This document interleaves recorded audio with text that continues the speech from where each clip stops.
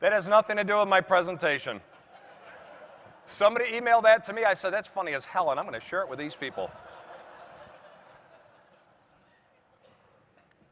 I just showed you two brands that are considered cult brands. Cult brands. Hey, the word cult here is a very good word. Just like you'll hear me use the word evangelist. And I'll explain a little later why I love that word. But the word cult brand, cult. You know what it means? It means that people will blindly follow them, do what they ask them to do, and pay what they ask them to pay.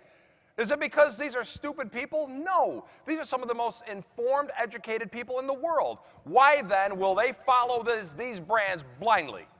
Here's why. Because they trust them with all their heart and soul.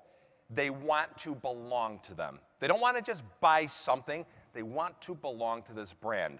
Now, I'm going to show you a process on how to create a cult brand, personally and professionally. And I'm telling you, the next 3-4 slides, you follow this process, it will immediately and forever change everything about you at every level, from relationships to revenue stream. Here we go. I'm going to show you first on how you create a cult brand. First, you must create a cult community. A cult brand is a result of a community, not a product. I'm going to show you a little later how there's no such thing as product loyalty. There isn't. There's brand loyalty. There's no such thing as stuff loyalty. Now, first, you must create a cult community. Now, you're not going to go back to your offices next week, sit around and have a staff meeting and say, okay, we heard a pretty good speaker. He wants us to create a cult community. All right, so on Wednesday, everybody go out and start launching our community. We want you, we don't want any of you. And no, that's not how you do it. You do not tell me that you want me in your community. I tell you, as your evangelist, that I'm building your community. I will tell you if you're worthy of me spreading the word. Now, evangelist, oh, love that word. You've heard the word promoter, net promoter, and all those good words. Those are good, but they're not powerful enough for me, and I'll tell you why.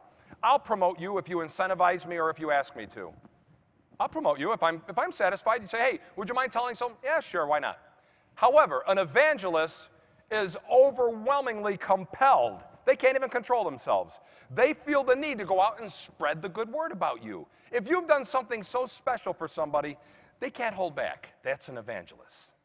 So what you want to do is you want to find several really awesome evangelists and let them take you to the promised land. Let them build your brand. Now, Dr. Abraham Maslow, he was a behavioral psychologist. He's long dead and gone. But now this is the amazing thing. As Dr. Maslow is teaching behavior, he's quickly becoming the godfather of branding.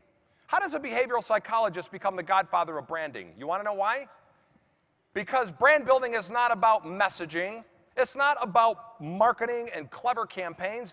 Brand building is about understanding behavior and understanding that emotion controls decisions.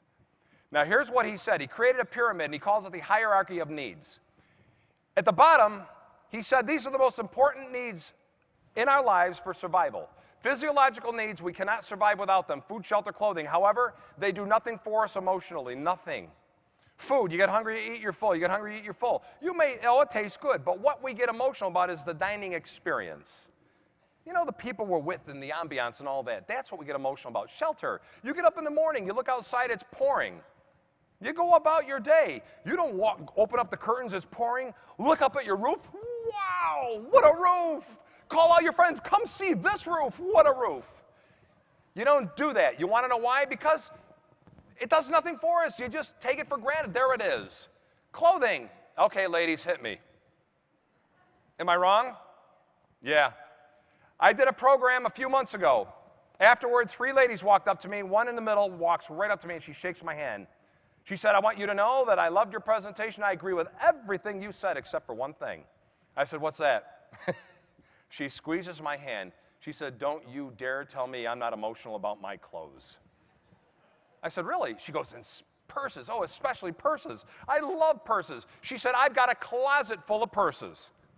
Do you really? She said, yes, I do. I said, how many really ugly purses are in that closet? She said, what? I said, let me put it differently so that maybe you can remember. When was the last time you went out and purposely bought a god-awful, hideous, homely purse?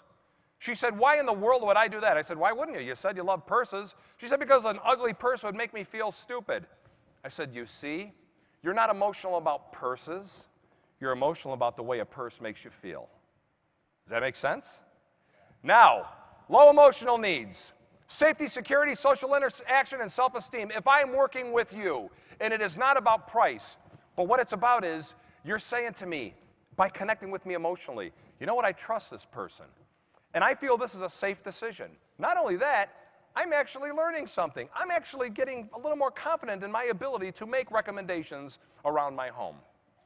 Here's where you really start nailing the needle when it comes to emotion. Self-actualization. Learn, grow, reach our fullest potential. Every one of us self-actualizes every day. You may not think about it, but don't worry about it, because you know what? Over 95% of every thought that you have every day of your life is unconscious. We have over 3,000 thoughts a day. We only remember a few of them. This is true. Now, when you wake up in the morning, you want to be better than you were yesterday. You may not think about it, but you are thinking about it. You don't get up in the morning and go, oh, I think I'll just status quo today. In fact, I might just jump back a few paces. Nobody cares. You don't. You want to do better. Now, when you're working with somebody and you're actually making them feel like, wow, I'm learning more about why I'm doing this. And you know what? And I feel like if I meet with you and you make me so intelligent that I can go home and be a hero to my wife, whew. Understand this too. Every person you ever deal with for the rest of your life has somebody to answer to. You will never, ever meet anybody who doesn't have someone to answer to, who doesn't have someone they're trying to impress. There's only one person I know of that doesn't answer to anybody.